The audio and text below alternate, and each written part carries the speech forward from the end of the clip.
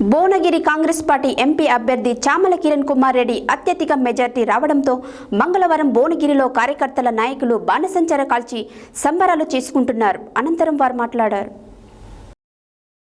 Bhuvanagiri Congress party MP అభ్యర్థి చామల కిరణ్ కుమార్ రెడ్డి అత్యధిక majority రావడంతో మంగళవారం భువనగిరిలో కార్యకర్తలు నాయకులు బాణసంచా కాల్చి సంబరాలు చేసుకుంటున్నారు. 112,594 ఓట్లతో కాంగ్రెస్ అభ్యర్థి చామల కిరణ్ కుమార్ రెడ్డి ఆధిక్యంలో ఉన్నారు.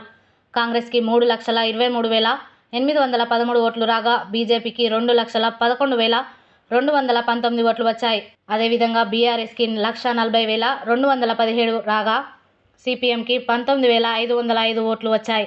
ఈ నేపథ్యంలో భారీ మెజార్టీతో గెలిచిన కాంగ్రెస్ అభ్యర్థిని పలువురు అభినందించారు.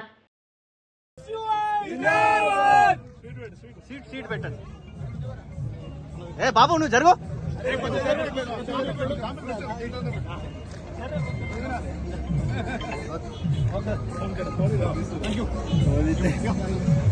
సార్